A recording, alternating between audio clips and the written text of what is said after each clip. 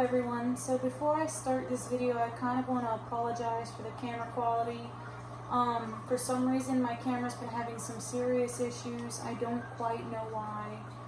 But I do want to make a video today and kind of do a little breakdown on the red terror fish, or red Festae.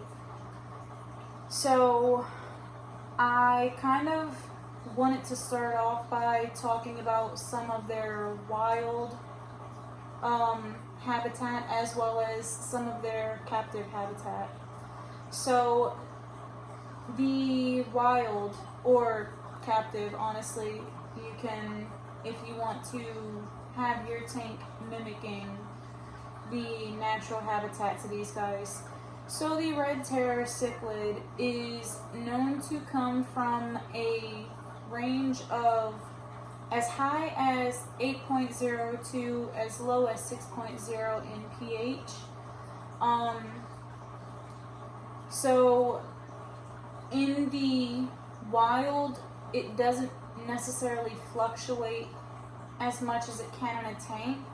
So you always want to kind of be careful with the things that you have inside of your tank. And the only reason I'm saying that is because there's a million factors to the inside of your tank that can change your pH as well as other things as well. And I kind of wanted to bring that up because I have pieces of driftwood in this tank, and my driftwood is bringing my pH down slowly.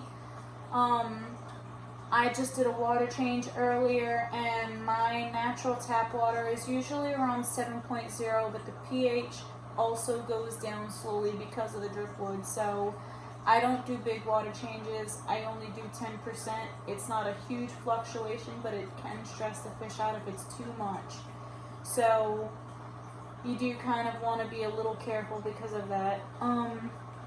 Aside from that, I kind of wanted to bring up the location for these guys. These guys are a South American cichlid. They come from the areas of Ecuador and Peru. These guys are a massive species of cichlid. They can reach, females can reach around 10 to 12-ish inches. Males can reach around 20-ish inches as well. Aside from that, the gender differences that also comes with it, color, as you guys can kind of see. Right now you're actually looking at two females. I know that this is a little weird because the colors have changed. So females typically have the red face, gold body, red fins, black bars. And right now you're looking at some awkward behavior. It's pretty late in the night and my lights are usually off by now. So my fish are getting ready to go into the dormant night stage, which I'm currently disrupting for them. So I'm going to try to make this video a little quick because of that. The gender difference for the female I have just stated, but the gender difference for the male is a bit different.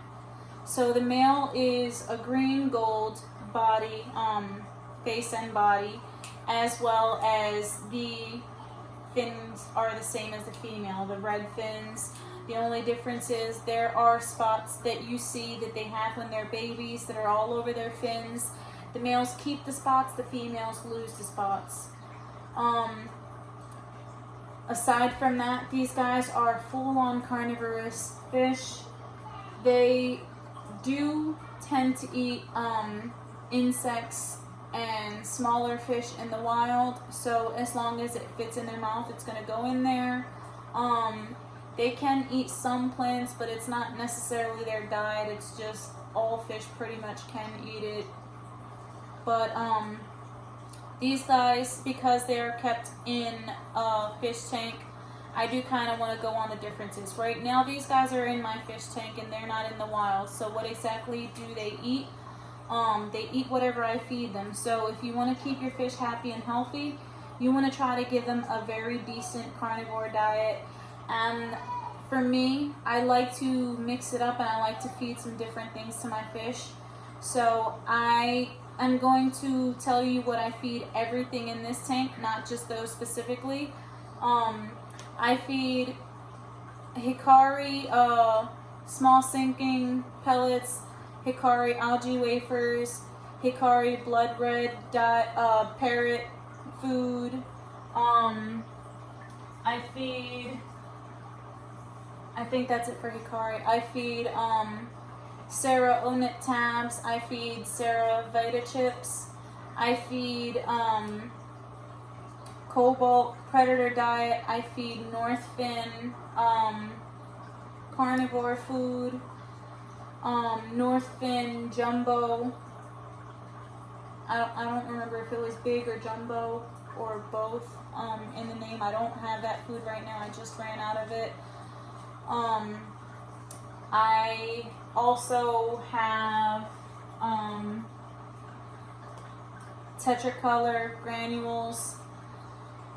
Also, my fish are getting ready to breed right now in this general location, so you may also see some fighting going on every now and again. Aside from the pellet diet, I also feed a mixture of bloodworms, beef heart, krill, occasional clams, and brine shrimp to these guys. I like to give them a wide variety of things because it does help with their growth process and it does keep them happy and healthy.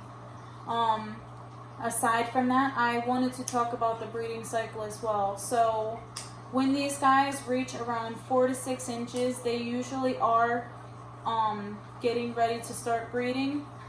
However, the age also does usually come into play. Unlike other species of cichlids, these guys don't usually breed within the first year. Not to say that it's impossible, but these guys, because they are a much larger species of cichlid, it does take them a little while longer. My fish didn't start, my females didn't start laying their eggs until they were about a year old.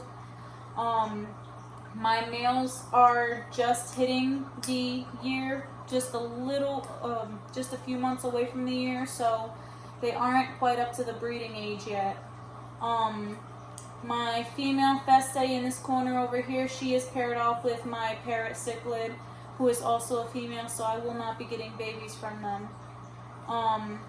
They do lay eggs as frequent as they want. The one thing about these guys, when it comes to them laying eggs, is they can lay anywhere from about 100 eggs to 1,000 eggs. They are a very good parent species of fish who does like to defend their own. The male will usually fight off predators that come near, and the female just tries to keep the babies all together and tries to help them grow as much as she can. She'll make sure they get fed, and she will also do her best to keep other fish away as well, especially if the male is not around after a while. And the female can be a little more aggressive than the males in this particular species as well. The one thing about these guys is when they are getting ready to breed, the females and the males, you will actually see some fighting action coming from them. Usually you'll see a bit of jaw locking. It's because these guys are usually preparing to start finding their mates. So the females will usually fight the males just to find out if he is good enough to protect their young from other predators. So once they finally do pair off, they pretty much try to pair for life.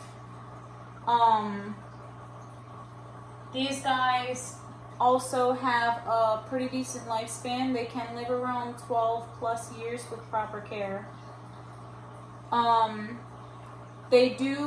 All fish, they do tend to grow the most within their first year.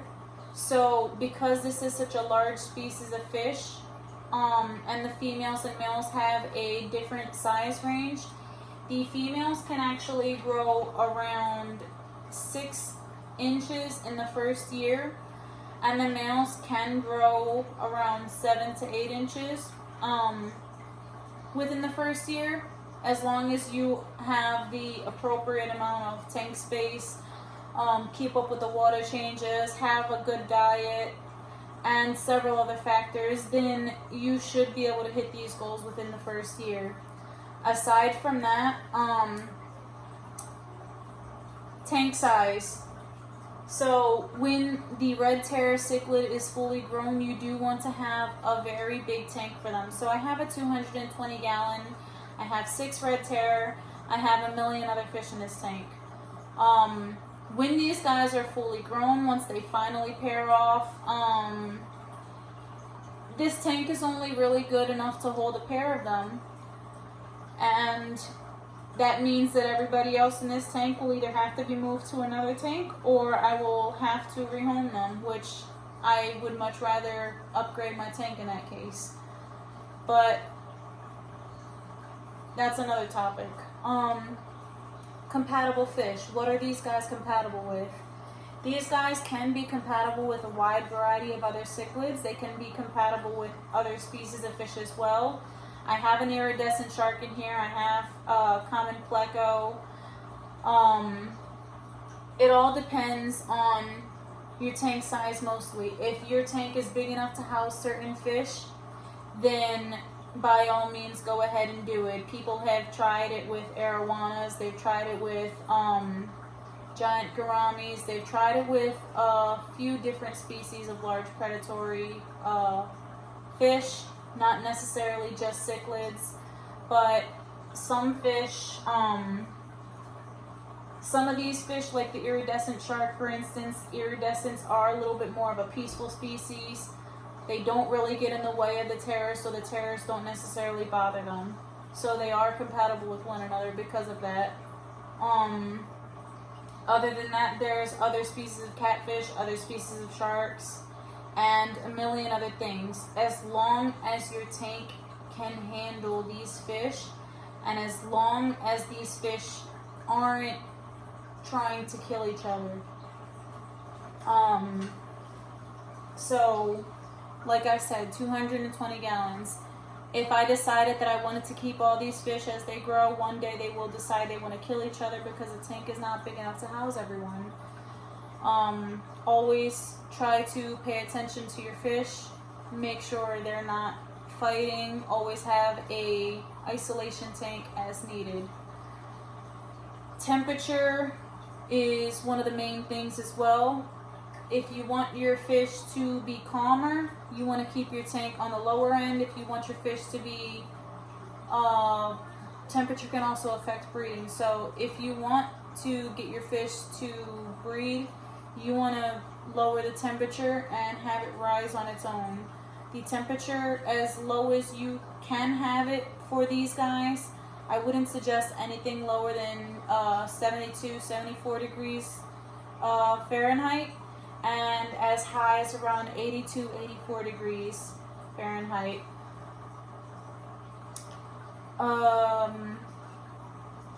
When you have higher temperature, it does increase the metabolism, so the higher the temperature, the more your fish want to eat. Just do be mindful of that. It does also increase the aggression for your fish, so if you want your fish to be a little calmer, you want to keep the temperature just a little bit more down.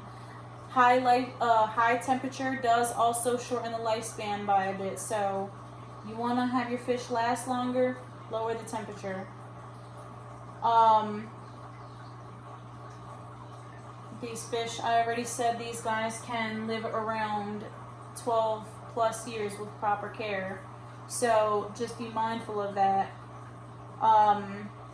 These guys can have upward of around 1,000 babies at a time if you are breeding them. So, like I said, they're parent fish. They're going to try to guard their young. From the information that I have gathered from people that have actually bred these guys, one thing you do want to be careful if you ever do decide you want to breed your predatory fish, cichlids in particular. Most predatory fish are parental fish. And by that I mean, if you want to breed them, once you do see there are babies in the tank, most species do actually guard their babies.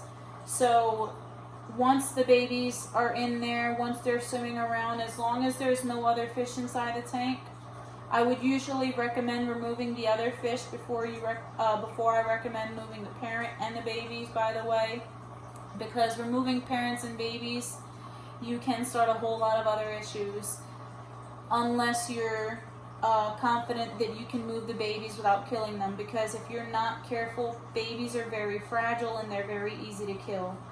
So better to leave the parents and babies in the tank and move the other fish to another tank if you get the chance. Because these guys have such a large amount of babies, if you decide that you do want to move the babies out, I wouldn't usually recommend removing all of the babies. The only reason that I do say that is because these guys do like to guard their babies, and as weird as it sounds, unlike other fish, unlike other species of fish, if you remove their babies, they do kind of start to fight a little more frequently, and I do mean the parents, not parents versus other fish. Only reason I say that is because these guys will actually feel like they failed their babies, because you are coming in as a predator. You take their babies away, now they feel like their babies are all dead and they're blaming each other, and now they're either going to try to kill each other or mess each other up extremely badly. If you don't want to ruin your pair, then it's better to think about your fish's happiness. It does kind of sound a little weird, I know, but this is things that I've talked to actual breeders about. These guys are a very beautiful species of cichlid, and if you want to keep them nice, happy, healthy, you want to try to give them an environment that is as close to their natural environment as possible. I have a mixture of sand and gravel in this tank. I have some driftwood in this tank. I have PVC pipes, which is the only non-natural thing in this tank. I have 2 bubble filters. I have 2 canister filters. I try to keep this tank as clean as can be. 10% water changes every other day, every 3 days, and you just want to keep your fish happy, healthy. It's as simple as that. I am going to try to do another video on these guys a little later on. I don't want to extend this video any further than I already have. I've already covered a few things, but if you guys have any other questions of things that you want me to answer for next time, I do plan on doing different fish next time. But I am open to ideas of things that you guys are interested in knowing. So any questions that you guys have to ask me, please drop a comment down below. I just want to try to help people as much as I possibly can. Fish are amazing creatures. They're peaceful if you can have them all happy. And even right now, you do see the fighting going on. So right now, my parrot and the other female Festae are fighting because this girl right here is getting ready to lay some eggs. She usually has this territory all to herself. She's already laid eggs 3 times in this tank, and 2 times. This is going to be the third time. Like I said, her and the parrot are both females, so I'm not expecting babies from them. However, I do like to keep my eyes on my fish. Because you do see some amount of fighting going on, you do want to be really careful when the fighting does happen. So, always have an isolation tank set up just in case somebody gets seriously injured. And it's also really good to have multiple large tanks set up because these fish get very large and you don't want to throw all your big fish into a small tank when you do start seeing the fish breeding, because number one, it's just going to cause issues for the fish that you already have. They're so used to the environment and tank being all to themselves, and now they have to go into a smaller tank. So if you can help it, try to have another tank that's close enough in size if you can. one thing that I do advise is if you guys want to keep predatory fish, if you have a basement and you want to have something nice and big set up, but you don't quite have the space for a tank, or you don't want a tank, you want something different. If you want to have large predatory fish, you can also do something like a swimming pool, or you can build your own tank out of plywood if you feel confident enough to do that. There's a million different things that you can do for your fish. Fish are amazing, and if we want to treat them well, then we have to treat them the way that they should be treated. These guys are still babies pretty much. I have a lot of growing to watch, and I know that I have a lot of changes to make. And as these guys continue to grow, I am going to have to continue to make more changes for them. So for now, I've covered as much as I can for my red terrace, and as time progresses, I'm going to keep on talking about them as much as I can. Right now, it's pretty late, and my fish are actually getting a little groggy, because at this time they're usually getting ready to pretty much go into a dormant stage. My lights are usually off by now, so it's usually completely peaceful, and I'm kind of disturbing them. So I am going to cut the video off right now. I do hope that you guys enjoyed it, and if you have any comments, questions, anything, just please let me know. Concerns, feelings, if you don't like something, I don't care, just give me some sort of feedback so that I know what to change for next time. I hope that you guys enjoyed the video, and I will get back to you. And the next video, if you guys have any requests for something that you see in my tank, then just ask me about it. There are some fish that are swimming around that you have seen as well, little teeny tiny species. I made a video before, and I've asked you guys as well. I'm doing a little video or a little shout out if you can ID these fish for me. I know what they are, but I kind of want to give people the chance to take a guess. So if you want a shout out, take a guess. If you get it right, you will get a shout out. I hope you guys enjoyed the video, and I will see you next time.